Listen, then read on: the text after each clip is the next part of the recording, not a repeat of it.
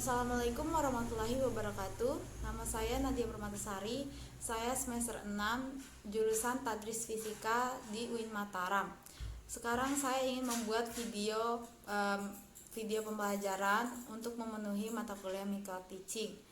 Video pembelajaran yang akan saya buat ini yaitu tentang gelombang bunyi dan cahaya. Langsung saja saya akan membuat video pembelajarannya. Assalamualaikum warahmatullahi wabarakatuh. Alhamdulillahirabbil alamin. Assalatu wassalamu ala asrofil anbiya'i wal mursalin wa ala alihi wa ashabihi ajmain, amma ba'd. Pertama-tama marilah kita semua panjatkan puja dan puji syukur atas kehadirat Allah Subhanahu wa taala yang telah memberikan kita kenikmatan seperti yang kita rasakan pada saat ini. Oke, baiklah, untuk mengawali pembelajaran kita hari ini, marilah kita semua berdoa. Berdoa dimulai.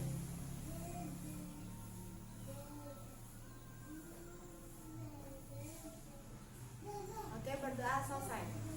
Oke, baiklah, saya akan mengabsen satu-satu. Yang pertama, Sri Wayuni. Hadir, Bu. Elma Koo. Hadir. Elmi. Saya, Bu. Putri Wulansari. Hadir, Bu. Nurfikayati. Hadir. Putri Susilawati. Hadir. Oke, hari ini semuanya hadir ya. Iya, Bu. Oke, langsung saja kita ke tujuan pembelajaran. Baiklah, untuk pembelajaran hari ini kita masuk ke bab baru, yaitu materi tentang gelombang cahaya dan bunyi. Adapun tujuan pembelajaran yang akan dicapai pada materi ini yaitu yang pertama, kalian mampu menyebutkan pengertian gelombang bunyi dan cahaya dengan baik dan benar. Dan yang kedua, kalian mampu menjelaskan minimal 3 karakteristik gelombang bunyi dengan benar. Dan yang ketiga, kalian mampu menjelaskan asas Doppler pada gelombang bunyi dengan tepat. Yang keempat, kalian dapat menjelaskan rumus dan besaran fisika pada gelombang bunyi dengan baik dan benar. Dan yang kelima, kalian mampu menjelaskan minimal 5 contoh peristiwa yang berkaitan dengan gelombang bunyi dengan baik dan benar. Yang keenam, kalian dapat menghitung besaran gelombang bunyi dengan tepat. Yang ketujuh, kalian mampu menelusuri seluruh rumus dan besaran fisika pada gelombang cahaya dengan benar. Yang kedelapan, kalian mampu menjelaskan berbagai fenomena gelombang cahaya dengan benar. Yang kesembilan, kalian mampu menghitung besaran gelombang cahaya dengan baik dan benar. Yang ke-10, kalian mampu menerapkan teknologi LCD dan LED dengan benar. Yang ke-11, kalian mampu menjelaskan minimal 5 penerapan konsep dan prinsip gelombang bunyi dalam teknologi dengan benar. Dan yang terakhir, kalian mampu menjelaskan minimal 5 penerapan konsep dan prinsip gelombang cahaya dalam teknologi dengan tepat. Itulah tujuan pembelajaran yang akan dicapai pada materi hari ini. Oke, baiklah, langsung saja kita memasuki materi tentang gelombang bunyi dan cahaya. Dimana yang pertama yaitu pengertian bunyi.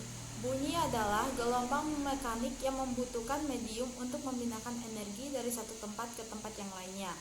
Bunyi atau suara adalah gelombang mekanik yang dihasilkan dari gerakan bolak-balik dari suatu partikel yang merambat melalui partikel tersebut menuju ke medium yang lainnya. Jika bunyi merambat dari kiri ke kanan melalui udara, maka yang terjadi adalah partikel udara dipindahkan secara teratur dari kanan ke kiri. Gelombang bunyi merupakan gelombang longitudinal, yaitu gelombang yang terdiri dari atas partikel-partikel yang berosilasi searah dengan gerak gelombang tersebut membentuk daerah rapatan dan renggangan. Rapatan sendiri adalah daerah udara yang bertekanan tinggi, sedangkan renggangan adalah daerah udara yang bertekanan rendah. Berdasarkan frekuensinya, bunyi dapat dibedakan menjadi 3. Yang pertama yaitu bunyi infrasonik, yang kedua audiosonik, dan yang ketiga ultrasonik. Di mana bunyi infrasonik yaitu bunyi yang memiliki frekuensi kurang dari 20 Hz. Bunyi ini dapat didengar oleh hewan seperti jangkrik, laba-laba, gajah, anjing, dan lumba-lumba. Yang kedua yaitu audiosonik, yaitu bunyi yang memiliki frekuensi 20 Hz sampai 20.000 Hz. Bunyi ini dapat didengar oleh manusia. Dan yang ketiga yaitu bunyi ultrasonik, yaitu bunyi memiliki frekuensi lebih dari 20 Hz. Yaitu bunyi ini dapat didengar oleh hewan seperti kelelawar dan lumba-lumba. Karakteristik gelombang bunyi dibagi menjadi tiga, yaitu yang pertama nada, yang kedua desah, dan yang ketiga warna bunyi. Yang pertama itu nada, yaitu bunyi dengan frekuensi tertentu yang teratur. Yang kedua desah, yaitu bunyi mempunyai frekuensi yang tidak beraturan. Dan yang ketiga warna bunyi adalah kekhasan setiap bunyi meskipun mempunyai frekuensi yang sama dengan bunyi lainnya. Kekuatan bunyi dipengaruhi oleh amplitudo. Semakin besar amplitudo, semakin kuat bunyinya. Terus selanjutnya adalah intensitas gelombang, adalah daya gelombang yang dipindahkan melalui bidang tertentu tiap satuan luas yang tegak lurus dengan arah perambatannya. Taraf intensitas bunyi sendiri adalah logaritma perbandingan antara intensitas bunyi dengan intensitas ambang pendengar. Selanjutnya yaitu ciri khas gelombang bunyi. Ciri khas inilah yang nantinya akan dimanfaatkan dalam pembuatan suatu teknologi yang dapat berguna untuk kehidupan manusia. Ciri khas gelombang bunyi adalah refleksi atau pemantulan, yang kedua refraksi atau pembiasan, dan yang ketiga difraksi atau pelenturan. Yang keempat ada interferensi atau perpaduan, ada efek Doppler dan pelayangan gelombang. Untuk refleksi atau pemantulan sendiri, pada pemantulan bunyi berlaku hukum pemantulan gelombang. Yang pertama itu ada sudut datang gelombang sama dengan sudut pantul gelombang. Yang kedua gelombang datang, gelombang pantul dan garis normal terletak pada satu bidang. Yang kedua refraksi atau pembiasan gelombang. Refraksi gelombang adalah pembelokan gelombang ketika melewati bidang batas tertentu. Dan yang ketiga ada interferensi gelombang atau perpaduan. Interferensi gelombang adalah perpaduan dua gelombang yang menghasilkan pola-pola tertentu. Interferensi dua buah gelombang bunyi koheren akan menghasilkan pola terang gelap yang merupakan pola interferensi konstruksi destruktif. Yang keempat ada efek Doppler, adalah perubahan frekuensi atau panjang gelombang sumber gelombang yang diterima pengamat karena adanya gerak relatif di antara keduanya. Persamaan dari efek Doppler yaitu Fp sama dengan V plus minus Vp per V plus minus Vs dikali Fs, di mana Vp ini merupakan frekuensi pendengar, satuannya Hz, dan V merupakan cepat rambat bunyi, satuannya meter per sekon, dan Vs ini merupakan kecepatan sumber bunyi, satuannya meter per sekon. Vp merupakan kecepatan pendengar, satuannya meter per sekon, dan Fs ini merupakan frekuensi sumber bunyi, satuannya Hz. Yang kelima yaitu pelayangan gelombang, adalah interferensi dua bunyi beramplitudo sama namun berbeda frekuensi sedikit.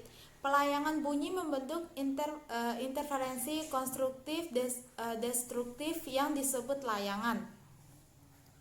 Satu layangan didefinisikan sebagai gejala dua bunyi keras atau lemah yang terjadi secara beraturan. Frekuensi layang dapat dihitung menggunakan persamaan sebagai berikut. Untuk persamaan pelayangan gelombang yaitu Fl sama dengan F1 min F2, di mana Fl ini merupakan frekuensi layangan bunyi dan F1 sama F2 ini frekuensi gelombang bunyi yang berinterferensi. Dalam memahami karakteristik dari gelombang bunyi, para ilmuwan fisika dapat membuat teknologi yang membantu pekerjaan manusia, contohnya sonar, ultrasonografi, dan ekokardiogram. Yang pertama, teknologi sonar dapat digunakan untuk sistem navigasi dengan bunyi pantul ultrasonik pada perangkat kamera berguna untuk mendeteksi jarak benda yang akan difoto. Pada kendaraan mobil dapat digunakan untuk mendeteksi jarak benda-benda yang ada di sekitar mobil. Dan pengaturan kedalaman laut. Sonar untuk pengukuran kedalaman laut diletakkan di bawah kapal. Prinsip sonar adalah berdasarkan pemantulan gelombang ultrasonik, sonar memiliki dua bagian alat yang memancarkan gelombang ultrasonik yang disebut transmitter, dan alat yang dapat mendeteksi datangnya gelombang pantul atau gema yang disebut sensor atau receiver. Gelombang ultrasonik dipancarkan oleh transmitter atau pemancar yang diarahkan ke sasaran, kemudian akan dipantulkan kembali dan ditangkap oleh pesawat penerima atau receiver. Dengan mengukur waktu yang diperlukan lagi dari gelombang dipancarkan sampai gelombang diterima lagi, maka dapat ditentukan nilai jarak dari kedalaman laut. Nilai kedalaman laut dapat diperoleh dari persamaan sebagai berikut.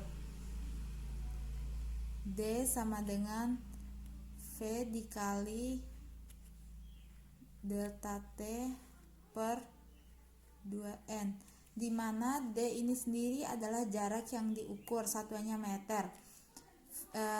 V ini adalah kecepatan rambat gelombang ultrasonik, satuannya meter per sekon.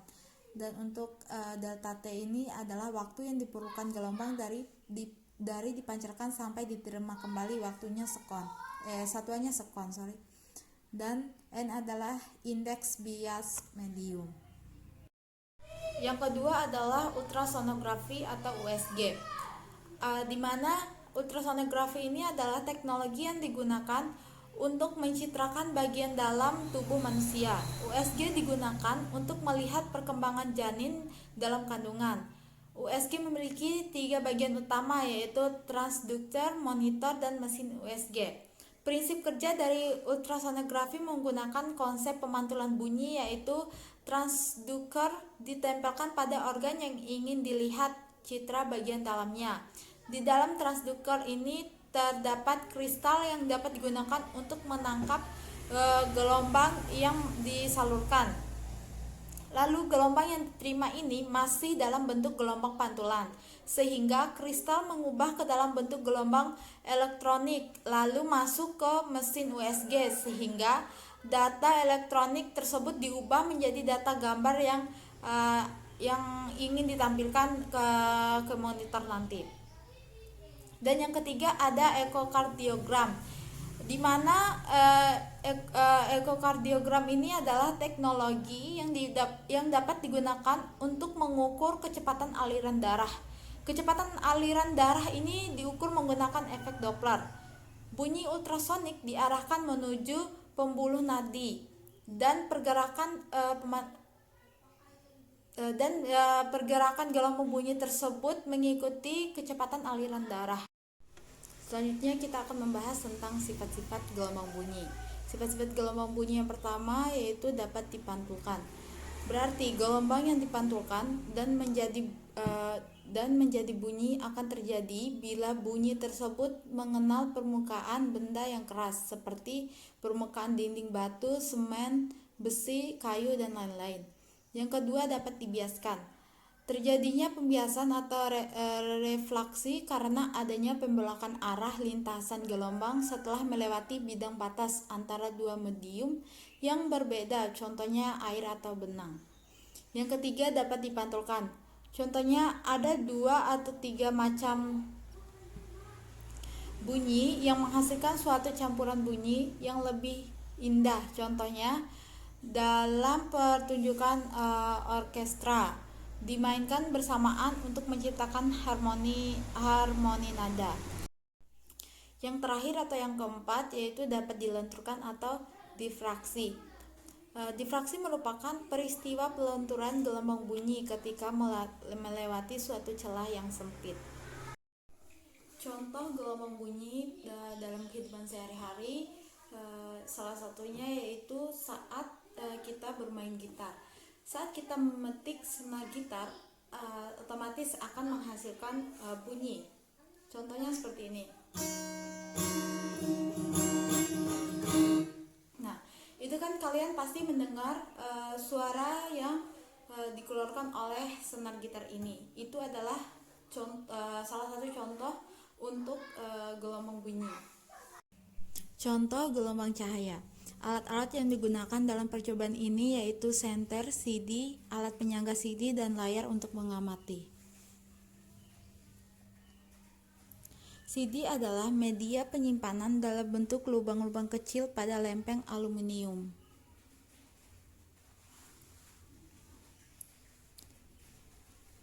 Pada saat permukaan bawah CD disinari oleh senter, pantulan cahaya tersebut akan membentuk pelangi pada layar. Peristiwa tersebut adalah peristiwa difraksi. Difraksi adalah peristiwa penyebaran atau pembelokan gelombang oleh celah sempit sebagai penghalang.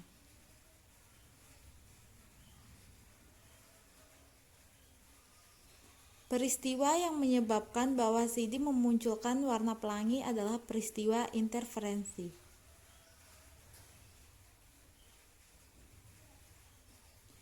Interferensi adalah peristiwa penggabungan dua gelombang cahaya atau lebih, akibat dari adanya sebuah celah ganda yang membuat gelombang cahaya bertabrakan. Oke, mungkin segini aja materi yang kita bahas hari ini. Kita akan bertemu di pertemuan selanjutnya. Sebelum kita mengakhiri pertemuan kita hari ini, mari kita sama-sama melafazkan alhamdulillahirobbilalamin.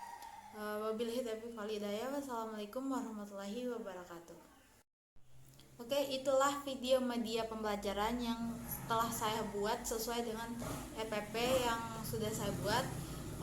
Mungkin sekiranya bisa bermanfaat bagi kita semua. Untuk lebih dan kurangnya saya mohon maaf.